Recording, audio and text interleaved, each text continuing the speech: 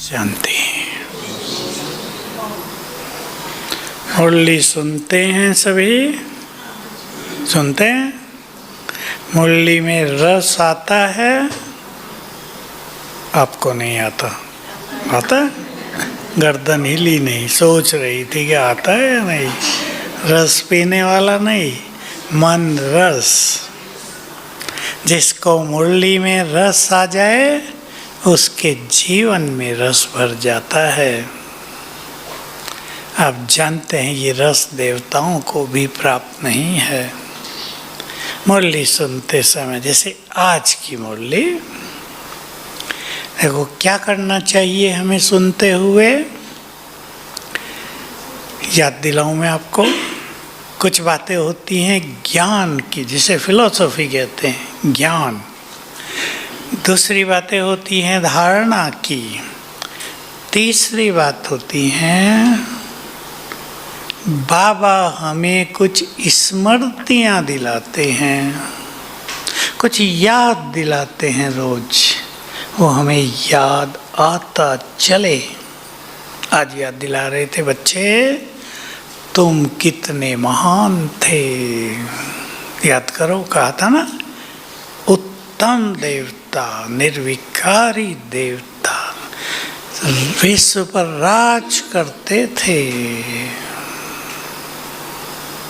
तो याद आना चाहिए। भगवान याद दिलाए और हमें याद आए तो स्थिति बनती जाएगी। याद रखेंगे बाबा के महावाक्य, जैसी स्मृति वैसे स्थिति। ये स्मृतियाँ हैं। स्मृति माने याद आ जाना कुछ। बाबा को याद करना वो अलग चीज, योग। ये स्मृतियाँ, तुम देव कुल की कितने महान थे तुम, मैंने तुम्हें राज दिया था। एक बात। दूसरी बहुत गहरी और प्रेरक बात, अब कुछ प्रेरणाएं भी होती हैं मुरली में। अंत में तुम बाप समान बन जाओगे, लेकिन काम की बात आगे की है। तुम अंत तक मेरी सारी शक्तियां हजम कर लेते हो। कितना बड़ा हजमा है। भगवान की शक्तियों को ही हजम कर गए, खा गए, तो समान शक्तिशाली बन जाएंगे। और जब हम बहुत शक्तिशाली बन जाएंगे तो हमारे संकल्पों में सिद्ध होने की शक्ति आ जाएगी। फिर हम बहुत सारे काम संकल्पों से करेंगे। प्रकृति तूफान कर रही हो, हम संकल्प करेंगे मैं प्रकृति का मालिक हूँ, और जब संकल्प करेंगे शांत हो जाओ, शांत होती दिखाई देगी। ये गुह्य बात जो प्रेरक है कि हम बाबा की शक्तियों को ग्रहण करते जाएं तो हम शक्तिशाली बनते जाएंगे। और ये होगा पावरफुल योग से। कैसा योग? मैं आत्मा मास्टर सर्वशक्तिवान हूँ, और कई तरीके अपनाएंगे। सर्वशक्तिवान मेरे सिर के ऊपर छत्र छाया है। थोड़ी देर देखेंगे, छत्र छाया के नीचे हूँ मैं। ये हो गया कंबाइंड रूप। तो उसकी शक्तियाँ हम में भरने लगेंगी। दूसरा अभ्यास, परमधाम से सर्वशक्तिवान की शक्तियों की किरणें मुझे आ रही हैं। ये अभ्यास 1, 2, 3 मिनट भी करेंगे, बहुत अच्छी शक्तिशाली अनुभूति होगी। ये हम सबको करना है। तो अपनी शक्तियों को बढ़ाते चलना है, क्योंकि जो जितने शक्तिशाली बनेंगे उतने ही बड़े राज अधिकारी बनेंगे। शक्तिशाली बनकर ही आत्मा माया को जीत पाती है। नहीं तो काम को जीतना दुनिया में तो असंभव ही माना जाता रहा। सन्यासी भी असंभव मानते रहे, लेकिन सर्वशक्तिवान से योग होता है तो हमें शक्तियाँ मिलती है इन मनोविकारों को जीतने की। इसलिए मैं आपको एक बात स्पष्ट जान ले सभी, माया को पूरी तरह जीतना है तो 4 घंटे योग तो होना ही चाहिए। कर्मों में स्मृतियाँ, मैं मास्टर सर्वशक्तिवान हूँ, ये स्मृति भी योग युक्त स्थिति है। हमें घर जाना है, ये स्मृति भी मन मनाभव है।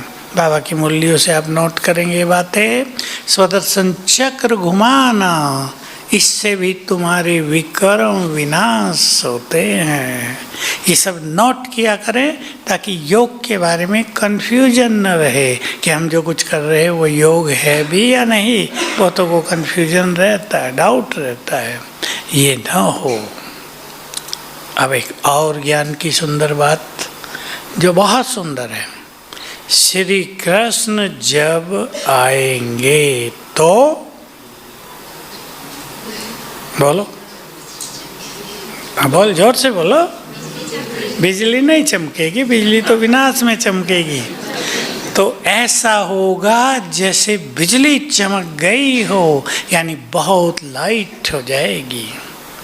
कई लोग ऐसी अफवाह फैला देते हैं कि श्री कृष्ण ने तो जन्म ले लिया, बाबा तो आते नहीं, ब्रह्मा बाबा श्री कृष्ण के रूप में आ गए। आप सबको ख्याल रहे, ऐसी बातों से भ्रमित नहीं होना है। क्यों? पहले ब्रह्मा बाबा परम धाम में जाएंगे या सीधे आ जाएंगे, पता है ना सबको? अभी परम धाम के गेट नहीं खुले क्योंकि आत्माएं अभी आ रही हैं। लास्ट आत्मा उतरेगी, फर्स्ट बैठेगी। न परम धाम खाली होगा, न ये वसुंधरा। और श्री कृष्ण के बारे में 2 बातें और बता दूं, बाबा की मुरलियों से है, ये कोई मेरा अपना चिंतन नहीं है। श्री कृष्ण इस तमो प्रधान दुनिया में पाँव नहीं रख सकते, उनका तो शरीर ही पावन है। तमो प्रधान प्रकृति से वो पावन शरीर बनेगा कैसे? दूसरी चीज, अव्यक्त महावाक्य। बाबा से कुछ प्रश्न पूछे जा रहे थे, बाबा अपने कमरे में आए हुए थे कि बाबा ये जो दिखाया गया कि श्री कृष्ण पीपल के पत्ते पर अंगूठा चूसते आया, ये केवल ऐसे ही कह दिया गया या इसके पीछे कुछ रहस्य भी है? तो बाबा ने उत्तर दिया, अंत में कुछ समय ऐसा भी होगा जब चारों ओर पानी ही पानी हो जाएगा और भारत की जो भूमि है अगर ऊपर से देखा जाएगा तो पीपल के पत्ते की तरह दिखाई देगी। उधर साउथ में ऐसा है ना, तो पीपल का पत्ता। तो श्री कृष्ण जन्म लेगा, ऊपर से आत्मा आएगी। बाबा ने कहा इतना प्रकाश होगा, ऊपर दिखाई देगा तेज, जैसे सूरज नीचे उतरने लगा हो, तेजस्वी आत्मा नीचे उतरने लगी। तो बाबा के शब्द थे, ध्यान से सुनेंगे। जो भी यहाँ लोग जीवित होंगे उन सबको पता चल जाएगा कि श्री कृष्ण फर्स्ट प्रिंस ने जन्म ले लिया है। तो अभी वो हो रहा है क्या? कहीं संभव ही नहीं है। लोग ऐसे ही बोल देते हैं ब्रह्मा बाबा नहीं आ रहे तो शायद श्री कृष्ण आ गए हैं। नहीं, तो ये बातें आज की मुरली से क्लियर है। कल की मुरली पर हम और चर्चा करेंगे। शिवरात्रि पर मुरली, धारणाओं की हैं वो सब बातें। ये क्लास धारणाओं पे ही होगी। जागरण, व्रत, बलि, 3 चीजें होती है ना। बलि माना समर्पण। किसकी बलि चढ़ाने लगे लोग? क्यों बकरा ही चुना? देखो बाबा कितना अच्छा कनेक्शन जोड़ते हैं। बलि चढ़ानी है मैंपन की और बेचारे चढ़ाने लगे बकरी बकरों की। उसकी तो केवल भाषा में मैं है, मनुष्यों के तो अंदर में समाया है। अपना न निकाल के सोचे ये काम करना है, देवी देवता से प्रसन्न हो जाएंगे। 9 देवता या भगवान को हिंसा से प्रसन्न नहीं होते, ये गलत परंपराएं हैं। जागरण, बाबा ने हम सभी को जगा दिया है। जग गए ना, स्मृतियां दिलाकर, ज्ञान देकर, हमारी चेतना जो सो गई थी अज्ञान अंधकार में, उसको जगा दिया। सबसे बड़ा अंधकार कौन सा था जो बाबा कहते हैं? लाखों साल। लाखों साल की बात सुन के सोचो तो सही आप, एक कल्प 4,32,00,000 साल का, 4,32,00,000। तो मनुष्य सोचेगा कि होगा, छोड़ो, क्या लेना देना, इतना सोचेगा। मनुष्य को कल की भी याद नहीं रहती, इतना लंबा छोड़ा। कलयुग की आयु 4,32,000, द्वापुर की से डबल 8,64,000, त्रेता की 3 गुनी, कितने हो गए? 12,96,000, लगभग 13 लाख। सतयुग की 4 गुनी। सोचा ठीक है, जितनी भी हो, हमें क्या लेना देना। सो गए ना, सो गए। भगवान को बुलाते रहे, ये पता न था कि वो कलयुग के अंत में आएगा। आके उसने सबसे पहले तो जगाया, अंत आ गया है, मैं भी आ गया हूँ, जग जाओ अब। हे देवकुल की आत्माओं जागो। औरों को नहीं जगाया, क्यों भाग दौड़ हो गई? आज था ना मुरली में, बाबा आए और कसीस होने लगी शिव बाबा की, भागने लगे सभी। क्यों भागे थे? रहस्य। बाबा आए, बाबा ने देखा मुझे तो कोई जानता ही नहीं, यहाँ क्या करूँगा। था ना, शिव बाबा को थोड़ा ही कोई जानता था। ब्रह्मा बाबा को जानते थे, ब्रह्मा से काम थोड़ा ही चलेगा। शिव बाबा ने देखा मुझे तो कोई जानता नहीं, ब्रह्मा के तन में बैठकर आह्वान किया, देवकुल की आत्माएं जो भी यहाँ हैं, सब आ जाओ, मैं आ गया हूँ। बस जगने लगे, भागने लगे, किससे रुके ही नहीं। घर छोड़ के निकल गए, सुख सुविधाओं में रहने वाले आ गए। परमात्म आह्वान पर, इसी को भागवत में कैसे दिखाया? श्री कृष्ण ने बांसुरी बजाई और बांसुरी के स्वरों से आवाज निकलने लगी, आ जाओ। और आने लगे। आपने कहीं चित्र देखे हो, लोग दिखाया करते हैं कि गाय जो थी ना, वो रस्सी तोड़ तोड़ के आने लगी, भागने लगी। ये गाय कौन है? हाँ, माताओं को बड़ी खुशी हुई, हमें। ठीक है ना। तो बाबा ने ज्ञान देकर हमें जगा दिया, जागरण हो गया। वहाँ एक रात जागरण करते हैं, वहाँ भी मान्यता है कि आज जागो, शिव भोलेनाथ आएंगे, उनसे हमारा मिलन होगा। परंतु किसी ने सुनाया नहीं कभी कि शिव बैल पर बैठ कर आए थे रात, क्योंकि जागरण कुछ और है, आत्मा को जगाना। मैं भी कहा करता हूँ कहीं कहीं भक्तों को, जहाँ अच्छे थोड़े फ्रेंडली भक्त होते हैं, देवियों को जगाते हैं ना, जागरण करते हैं। दिल्ली में तो सड़कें घेर लेते हैं और रात को जागरण शुरू करते हैं। रहस्य तो ये है कि देवियों ने हमें जगाया था, अब वो भी सो गई हैं, सारी देवियाँ सो गई थी, तो बाबा उन्हें जगाने आया। मैं कहा करता हूँ, देवियों को क्यों जगा रहे, अपने को जगाओ, अपने को जगाओ। तुम कौन हो, किसकी संतान हो, पवित्रता तुम्हारी कौन सी मूल नेचर है, उसको जगाओ, उसे जागृत करो। तो हम सब जग गए हैं। बाबा ने बहुत सुंदर ज्ञान देकर सबको जगा दिया।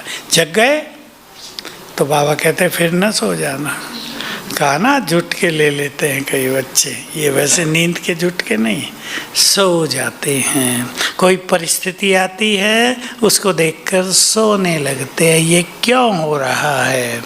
और बहुतों की शिकायत होती है, बाबा ठीक क्यों नहीं करता। और बाबा कहता है जो हो रहा है वही ठीक है, उसे ठीक क्या करूं। जो हो रहा है वही एक्यूरेट है, ये गुह्य ज्ञान है ना।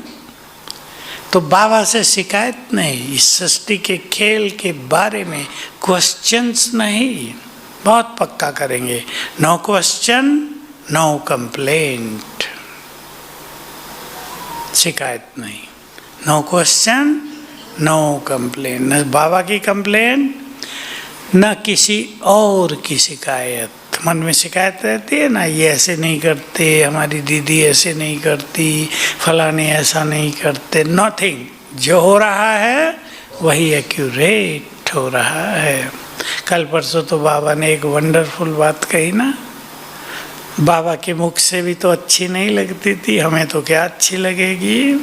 तुम कहते थे भक्ति में, हे भगवान मैं गुलाम तेरा। अब मैं कहता हूँ बच्चों, मैं गुलाम तेरा। भगवान बोलता है। फिर कहा ना निरंकारी, शरीर में ना आए तो ये निरंकारिता दिखाए कैसे, बताए कैसे। तो बाबा हमारी सेवा में उपस्थित हुआ है, भगवान सेवा में आया है। किसकी सेवा करता होगा भगवान, बोलो। महान आत्माओं की, जो इस देव देवियां हैं उनकी। पापियों की थोड़ा ही करेगा। पुण्य आत्माओं की, जो सृष्टि के हीरो एक्टर हैं उनकी, जिनके आधार से सृष्टि चारों युग चलती है, उनकी सेवा में आ गया है। तो अपने को पहचानते चले हम कौन हैं, साधारण नहीं। बाबा बस यही चाहते हैं मेरे बच्चों को डीपली, बहुत गहराई से रियलाइजेशन हो जाए कि तुम हो कौन, साधारण नहीं। अगर ये रियलाइज हो जाएगा तो साधारणता खत्म हो जाएगी। मुझे एक बात ख्याल में आ रही है, जहाँ आप आए हैं मधुवन में, कैसा लगता है यहाँ रहना। चार्ज हो रहे हैं। सवेरे क्या चारों धाम की यात्रा करते हैं, भाग दौड़ के, जल्दी उठो बैठो उठो बैठो। ये स्थान रूहानी शक्तियों से भरपूर हैं। अब वो दिन जल्दी ही आ रहे हैं जब ये स्थान महान तीर्थ बन जाएंगे। आ गया वो समय। तो मैं आप सबको कहूँगा, यहाँ आप आए हैं, कोई 1 मास कोई 2 मास, इस स्थान के वाइब्रेशंस को अपने में भर के जाना। और वो भरते तब हैं जब हम व्यर्थ से मुक्त हों और बुद्धि एकाग्र हो। एकाग्र हुए अर्थात मन शांत हुआ, मन और संकल्पों से खाली हुआ, तो ये स्पिरिचुअल एनर्जी भर जाएगी। सभी ध्यान देंगे और ये एनर्जी, ये शक्तियाँ, ये वाइब्रेशंस आपको पूरा जीवन काम आएंगे। लेकिन मैं साथ में एक चीज़ और कह देता हूँ, मुरली पर ही आएंगे फिर से। हर एक को अपने अपने घर को तीर्थ बनाना है। और मैं आपको एक सत्य बात कह दूं, आने वाले समय में बाबा के कुछ सेवा केंद्र महान तीर्थ बन जाएंगे। ये नहीं बड़े ही बनेंगे, छोटे बन सकेंगे। और आप में से कईयों के घर भी तीर्थ बन जाएंगे। लेकिन किसके? जो बनाना चाहें। अभी सुन लें, बनाना है, माताएं चाहेंगी घर को तीर्थ बनाना। और इसके आगे भी एक बात कह दूं, और कई सोचते होंगे घर को तो हम नहीं बना सकते। अपने जीवन को चलता फिरता तीर्थ बनाने का संकल्प करें।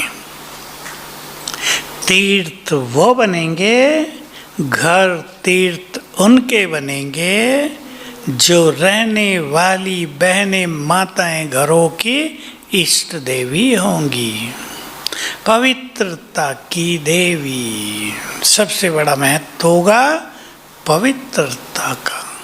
पवित्रता के कई स्टेप्स हैं, सीढ़ी होती है ना, उन्हें स्टेप्स कहते हैं। व्यर्थ संकल्पों से जिसका जीवन पूरी तरह मुक्त हो गया, उनका जीवन तीर्थ बन जाएगा, उनका घर तीर्थ बन जाएगा। कोई ये ना सोचे अपने घर में तो मैं अकेली ज्ञान में हूँ, अकेला हूँ, बाकी तो नहीं चलते। कोई नॉन वेज खाता है, कोई लहसुन प्याज बहुत खाते हैं, कोई ड्रिंक भी करते हैं। आप उन चीज़ों से परेशान न हों। सुन ले माताएं ध्यान से, माताओं को ये समस्याएं आती हैं। कोई बच्चा बुरे संग में रहता है, माताएं सुनाती हैं, बाबा का चित्र भी फाड़ देता है, मैं क्या करूं? मैंने कहा तुम ये करोगे दुखी ना हो जाओ। चित्र की ज़रूरत ही नहीं, ऊपर बैठा है ना, दिल में बैठा लो, चित्र की ज़रूरत ही नहीं। कई बच्चे ऐसे तूफानी होते हैं, बुरे संग में आकर ये काम करने लगते हैं, उनको पता नहीं होता इसका परिणाम तुम्हें क्या भुगतना पड़ेगा। कोई भी आपके घर में ज्ञान में ना हो, आप अकेले ही हों, अपनी प्योरिटी और योग को बढ़ाओ, व्यर्थ संकल्पों से अपने को मुक्त करो। आपका घर ऐसा तीर्थ बनेगा जहाँ लोग आकर बैठेंगे और शांति पाकर घर जाएंगे। जहाँ लोग आएंगे निरोग होकर घर जाएंगे, भाई भी, केवल माताएं नहीं। जहाँ लोग आएंगे आपकी दुआएं लेकर मानसिक रोगों से मुक्त होकर जाएंगे। ये एक विशाल खेल इस सृष्टि पर अब आगे के समय में चलेगा, 5-7 साल तो चलेगा। बनाएंगे तीर्थ, अपने को भी बनाना, अपने को। व्यर्थ से मुक्त होने वाली आत्माएं, स्वमानधारी आत्माएं, जिनका योग बहुत अच्छा होगा 4 घंटे से ज़्यादा, जिनकी प्योरिटी बहुत अच्छी हो जाएगी, वो तीर्थ बन जाएंगे। उनके दर्शन करके ही लोग राहत पाएंगे, क्योंकि आने वाले समय में अनेक आत्माओं को हमें मुक्ति का वरदान भी देना है। पता है सबको? बाबा के एक महावाक्य था, बहुत पहले एक महावाक्य, वो केवल एक ही बार सुना, उसके बाद रिपीट होकर नहीं आया। तुम्हें केवल अपने विकर्म ही विनाश नहीं करने, बहुतों के विकर्म भी विनाश करने होंगे पावरफुल योग के द्वारा। जहाँ तक हमारे पावरफुल योग के वाइब्रेशंस फैलेंगे, वहाँ तक अनेक आत्माएं सुखी हो जाएंगी, राहत पाएंगी, पाप के बोझ से हल्के होंगी। व्रत, शिवरात्रि पे लोग व्रत रखते हैं। हम सब जानते हैं, हमने तो व्रत रख लिया है पूरे जीवन भर का, एक दिन का नहीं, पूरा जीवन के लिए हमने व्रत ले लिया है। ले लिया है सभी ने। शुद्ध खान पान का भी व्रत, श्रेष्ठ पवित्रता का भी व्रत, इस संसार को स्वर्ग बनाने के संकल्प का भी व्रत, और भी ले लिए हैं। सब अलग अलग व्रत लेते हैं। कोई योगी बनने का व्रत लेते हैं, कोई संपूर्ण बनने का व्रत लेते हैं। हमने व्रत लिए हैं, प्रतिज्ञाएं की हैं। व्रत का दूसरा अर्थ प्रतिज्ञाएं। हम ये करेंगे, ये नहीं करेंगे। बस एक व्रत अगर हमारा पक्का रहे, ये नहीं सुनेंगे, इस व्यर्थ में नहीं जाएंगे, तो स्थिति बहुत महान बन जाएगी। जो लोग पूछते हैं हम लास्ट आए हैं, सो फास्ट कैसे जाएं? सीधा उत्तर, व्यर्थ छोड़कर स्वमानधारी बने और योग का अभ्यास बढ़ाएं। प्योरिटी भी उससे बढ़ेगी और तेजी से उन्नति होते देखेंगे, अपनी अनुभूति होगी कि हम आगे बढ़ने लगे। तो व्रत सभी ने ले लिया है, तोड़ना नहीं है। ये संकल्प दोहरा लिया करें मन में कभी कभी। भगवान को वचन दे दिया, वापिस नहीं लेंगे। कुछ भी हो जाए, सहन करना पड़े, थोड़ा बहुत त्याग भी करना पड़े, गालियां भी सुननी पड़े, लेकिन व्रत छोड़ेंगे नहीं। एक बाप अपनी कन्या को लेकर मेरे पास आया, गुस्से में था। भाई जी से समझाओ, ये शादी नहीं करती, जिद्दी है बहुत, हमें तंग कर दिया है, मैं तो नहीं करूँगी। मैं बैठा दिया उनको, मैंने कहा पहले ठंडा पानी पी लो, थोड़ा ठंडे हो जाओ, शीतल हो जाओ, बात करेंगे ना, कोई बात नहीं, आपकी समस्या हल हो जाएगी। 2 प्रश्न पूछे उससे मैंने, नज़दीक की बात है। मैंने कहा आजकल की कन्याओं का हाल देखते हो दुनिया में क्या है? बताओ, देखते हो या नहीं देखते हो? बेचारा चुप हो गया। मैंने कहा मैं बता दूं, मुझे तो दिखता है। कहाँ, किस दिशा में जा रही हैं कन्याएं? माँ बाप को अपनी कन्याओं को संभालना सबसे बड़ा चैलेंज होता जाता है। होता जाता है नहीं? पिता बैठे बहुत सारे, होता जाता है या नहीं? किसी के घर में तो चरित्रवान कन्याएं हैं, लेकिन बुरे संग में आकर कुछ ऐसी भी हो जाती हैं जिनको संभालना माँ बाप के लिए बहुत कठिन हो जाता है। उसने कहा हाँ है तो ऐसा ही। मैंने कहा तुम याद करो, तुम्हारे घर में एक पुण्य आत्मा, देवकुल की आत्मा ने जन्म लिया है। अब वो ठंडा होने लगा। मैंने कहा कोई कन्या कहेगी क्या कि शादी ना करो? कहेंगे जल्दी कर दो। कोई कुमार कहता है शादी ना करो? कहेंगे जल्दी से जल्दी करो। जो कह रहे हैं वो कितने पुण्य आत्माएं हैं, उनमें पवित्रता के बीज कितने स्ट्रांगली हैं अंदर। उसको मैंने समझाया, तुम्हारे घर में ये देवी है, इससे तुम्हारा भाग्योदय हो रहा है, इसको कलयुग के गर्त में डालना तुम्हारी सबसे बड़ी भूल होगी। और वो समझने लगा, धीरे धीरे रियलाइज हुआ। तो व्रत को, कन्याएं बैठी हैं, व्रत को बोलो, कन्याएं बोले आगे की 4 देवियां, व्रत को तोड़ना नहीं है। कुमार कौन कौन बैठे हैं? अरे सारे कुमार कहाँ से आ गए? नीचे से भट्टी में आए हैं। ओहो, वेरी गुड। तो व्रत पर स्टैंप लगा देना, व्रत तोड़ना नहीं है। बाबा तो शुरू से ही बहुत बड़ी प्रतिज्ञाएं कराया करते थे। प्राण जाए पर वचन न जाए, राम की जो बात है। तो हम सभी बहुत स्ट्रांग हो जाएंगे और बाबा के लिए बड़े बड़े काम कर पाएंगे। समर्पणता, बलि तो मैंपन की चढ़ानी है। और सभी को ये ख्याल रहे, कुमार बहुत बैठे हैं, आगे बढ़ना है, सेवाओं की फील्ड में आगे जाना है, अपने संगठन को मजबूत करना है। मैं और मेरे से मुक्त होने को लक्ष्य बना लें। लक्ष्य बनाना पड़ेगा। हमारी सेवाओं में दिव्यता तभी आती है जब उसमें मैंपन न हो। हमें सेवाओं का संपूर्ण फल तभी मिलता है जब उनमें मैं और मेरापन न हो। नहीं तो पीछे बाबा की मुरली में आ चुका है, याद दिला देता हूँ। कई बच्चे सोचते हैं हमारा तो सेवाओं का खाता बहुत ज़्यादा जमा है, पर नहीं, जितना तुम सोचते हो उससे बहुत कम है। आई याद?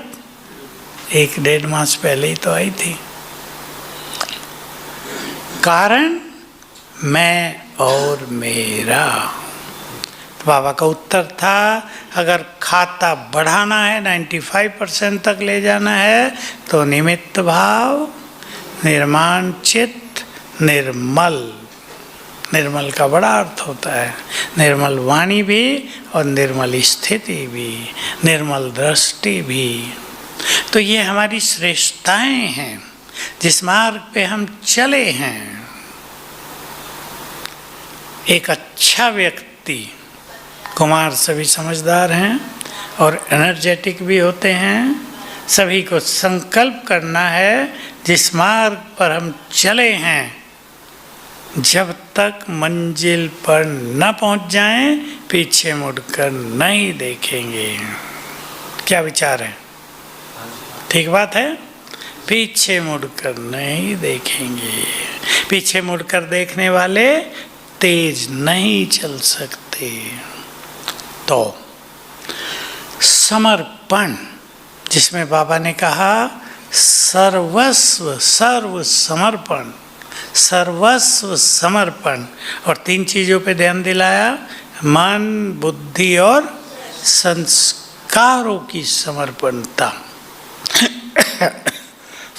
मन की समर्पणता बहुत गहरी चीज़ है। हम पहले चर्चा करेंगे बुद्धि की समर्पणता। बुद्धि को लोग ब्रेन भी समझ लिया ना, बुद्धि को ब्रेन इसलिए शीश काट के चढ़ाने लगे थे, लेकिन है बुद्धि के अभिमान की समर्पणता। बुद्धि में जो पहले का ज्ञान भरा हुआ है, सबके पास ज्ञान है ना कुछ, उसकी समर्पणता। जो लोग कहते हैं बाबा की ये बात तो हमें समझ में नहीं आती, क्योंकि जो पहले से भरा हुआ है उसको आधार बनाकर बाबा की बातों पे विचार करते हैं।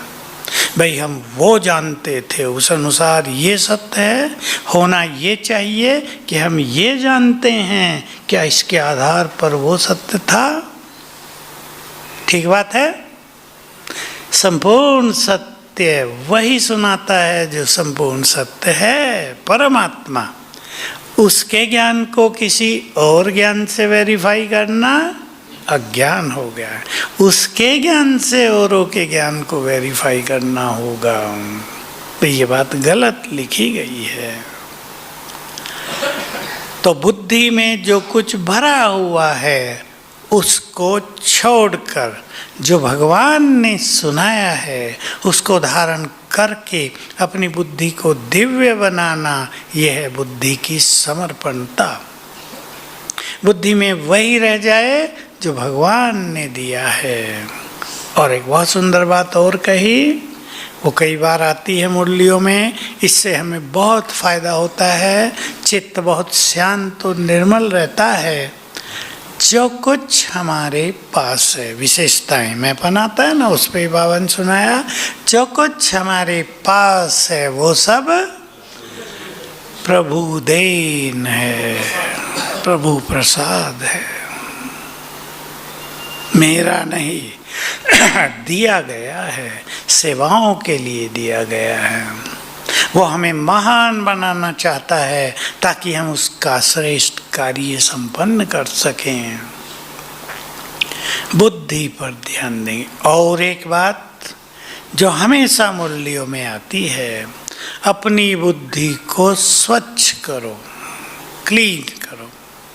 जिसको इस संगम युग पर वरदान चाहिए, जो चाहते हैं हमारे पास अनेक सिद्धियां और शक्तियां आ जाएं,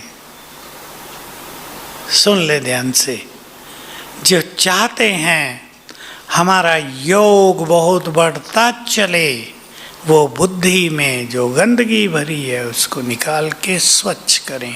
माताओं को सफाई पसंद होती है ना ज़्यादा, भाई लोग तो ऐसे वैसे फेंकते रहते हैं। माताएं बिस्तर भी ठीक रखती हैं, अलमारियां भी ठीक, आंगन भी ठीक, कमरे भी ठीक, सुगंधित भी। तो माताओं से रिक्वेस्ट है, बुद्धि की भी सफाई कर दो, ठीक है। कुछ व्यर्थ सुनेंगे ही नहीं जो अंदर बैठे, और अच्छा माल बाहर चला जाए, अच्छी चीज़ें बाहर चली जाएं। अच्छी चीज़ें बहुत दी हैं ना बाबा ने, बहुत सुंदर चीज़ें हैं। बस मैं सार में इतना सुना दूं आपको, जिस बुद्धि में वरदान धारण करने हों वो बुद्धि बहुत शक्तिशाली चाहिए। व्यर्थ बुद्धि को कमज़ोर करता है। जिस बुद्धि में हमें भगवान को बैठाना हो वो बुद्धि बहुत पवित्र चाहिए, व्यर्थ से मुक्त। भगवान सब जगह है तो गंदगी में बैठेगा क्या वो? लोगों ने सोचा ही नहीं, हमने ही नहीं सोचा था कि भला परम पवित्र परमात्मा गंदगी में कैसे रहेगा, पापियों के अंदर कैसे रहेगा, विषयी लोगों के अंदर कैसे रहेगा। तो बुद्धि में भगवान को बैठाना है तो इसको पवित्र करेंगे, व्यर्थ से मुक्त। बुद्धि में ज्ञान को बैठाना है, ज्ञान को धारण करना है, शक्तियों को धारण करना है, तो इसे खाली रखना पड़ेगा। खाली होगा तब तो नई चीज भरेगी ना उसमें। बुद्धि की समर्पणता पर बहुत ध्यान देंगे, मन की समर्पणता। बाबा ने कभी एक बहुत गहरी बात सुनाई थी, आधार बना लें उसको सभी। तुम्हारा एक एक संकल्प भगवान को भोग लगाने लायक हो।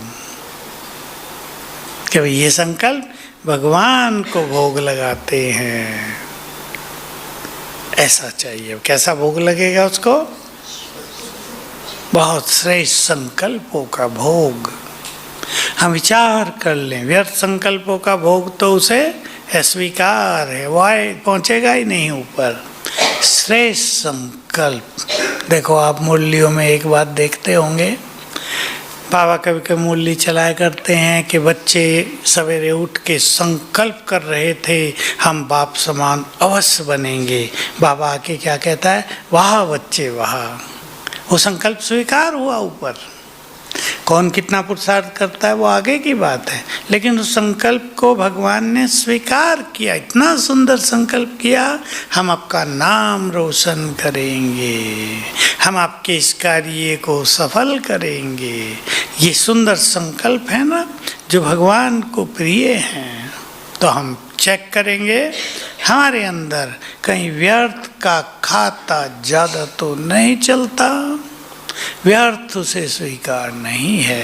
और हमारी एक बहुत बड़ी पूंजी है श्रेष्ठ संकल्पों की।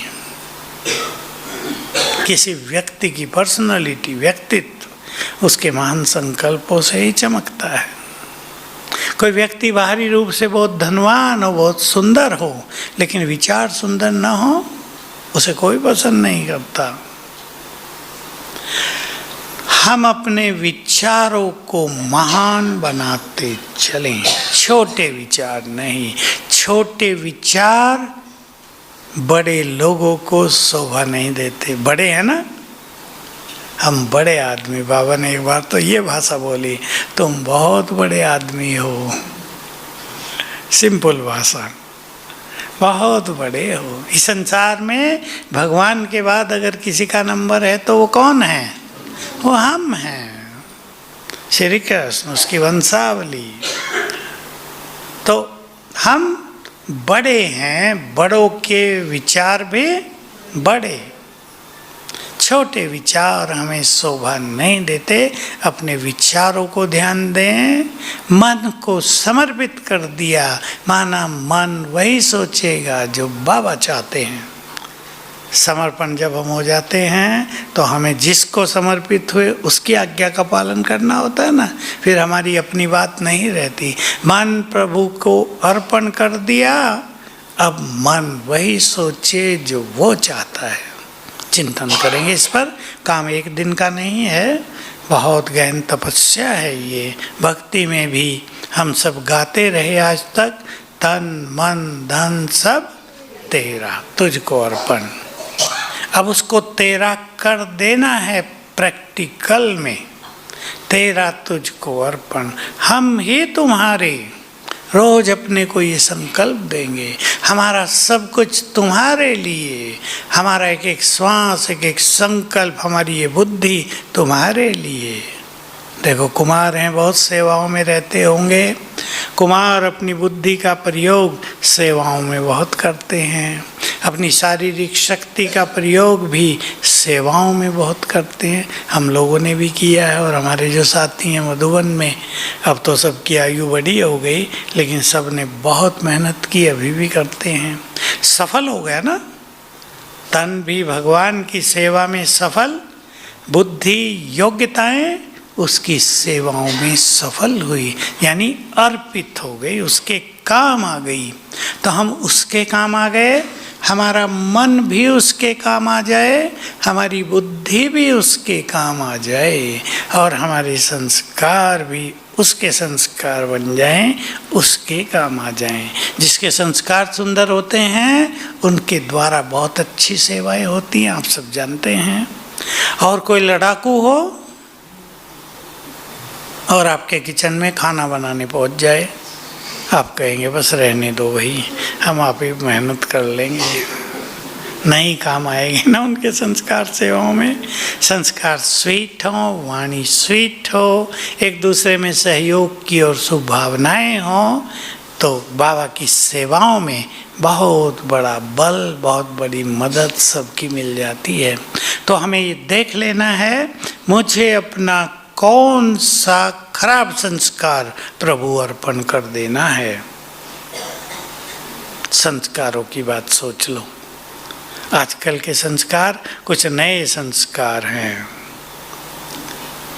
अभी मैं शाम को घूम रहा था थोड़ा सा बाहर, 7 बजे कोई आए, भाई जी बात करनी है, फलाना व्यक्ति मेरी माँ को बहुत तंग करता है, मेरी माँ बहुत तंग रहती है, क्या करें। मेरा तो छोटा सा उत्तर था, बताओ क्या उत्तर होगा। अपनी माँ को कहना तंग न हुआ करें। पसंद है? अरे तंग करने वालों को हम कहाँ तक समझाएंगे, अपने को समझाओ ना कि हम शिव शक्ति हैं, सारी दुनिया तंग करके हार जाए, हमें कोई तंग कर ही नहीं सकता। फीलिंग बहुत होती है तो तंगी महसूस होती है, समर्पित कर दो फीलिंग का संस्कार। आजकल के संस्कार अलग हैं, कुछ ज़्यादा सोचने का संस्कार, जल्दी ही परेशान हो जाने का संस्कार, जल्दी ही घबरा जाने का संस्कार, इनको प्रभु अर्पण कर दो। बहुत स्टूडेंट सुनाते हैं, हमें सब याद था। एक पर मुझे बहुत दया भी आई, अभी अभी की घटना है। वो आई मेरे पास, भाई जी मैंने यूपीएससी का एग्ज़ाम दिया था, यूपीएससी माना आईएएस, जिसे बड़े पद मिलते हैं। कहा, मैंने पूछा उससे, थोड़ा पूछा क्या क्वालिफिकेशन है तुम्हारी, मैंने बीएससी किया। मैंने कहा कितने नंबर आए थे, अरे भाई जी मैंने गोल्ड मेडल लिया। मैं समझ गया होशियार है। मैंने कहा क्या हुआ, मैंने आईएएस का दिया था और मेरा सब खेल बिगड़ गया। मैंने कहा हुआ क्या, कि पेपर हाथ में आते ही मैं घबरा गई, और घबरा गई तो जो कुछ याद था वो भूल गया, और कुछ का कुछ, कहीं का कहीं टिक लगाई। जब घर आई, अब वो क्वेश्चन तो याद रहते हैं, मुझे हुआ ये मैं क्या कर आई, यहाँ तो नंबर आ जाता, क्लियर हो जाता। तो देखो, जल्दी घबराने का संस्कार, नर्वस होने का संस्कार खेल बिगाड़ देगा। बाबा की मुरली में एक बहुत गहरी बात थी आज। बुद्धि की लाइन क्लियर रखेंगे तो अगर अर्थक्वेक होगी, कल की मुरली में था या आज की में था, तो मन को नहीं, दिल को नहीं हिलाना है। ये नहीं अब लिफ्ट से उतरूं या सीढ़ी से भाग जाऊं, छत पे जाऊं या अंदर जाऊं, रहूं, अंदर कहीं छत न गिर जाए, बाहर निकल जाऊं, इस उधेड़ बुन में नहीं। बुद्धि को स्थिर करो तो आपके कदम वहीं चले जाएंगे जहां सेफ्टी है। यह है राज बहुत बड़ा। अगर हम योग युक्त हैं, अगर हमने बहुत अच्छा अभ्यास किया, मैं प्रकृति की मालिक हूँ और प्रकृति को पवित्र वाइब्रेशंस का दान दिया है, तो हमारे कदम आप ही वहाँ चले जाएंगे जहाँ सेफ्टी होगी, हमें सोचना ही नहीं पड़ेगा। ये बहुत बड़े राज हैं। स्थिति और सिचुएशंस में कैसे संबंध रहेगा उसके। तो सभी सोचें मुझे अपना कौन सा संस्कार मधुबन में समर्पित करके जाना है। ज़्यादा फीलिंग का, रोने रूसने का, परेशान होने का, डर का, बड़े बड़े छोटो ये सोच छोटे जो असफल कर रहे हैं मनुष्य को, इन सब को छोड़ना है और याद रखना है मुझे वो संस्कार धारण करने हैं जो बाबा के हैं। निर्भयता का, सबको सम्मान देने का, सबको सुख देने का, अचल अडोल रहने का, श्रेष्ठ चिंतन में रहने का। ये नहीं हमारा संस्कार पड़ जाए व्यर्थ सुनने का, हमारा संस्कार पड़ जाए व्हाट्सएप पे बहुत रहने का, जो अति खतरनाक है आजकल। सब बचेंगे और अच्छे चिंतन के द्वारा अपनी स्थिति को महान बनाएंगे। पसंद है? घर घर को क्या बनाएंगे? तीर्थ। और अपने जीवन को चलता फिर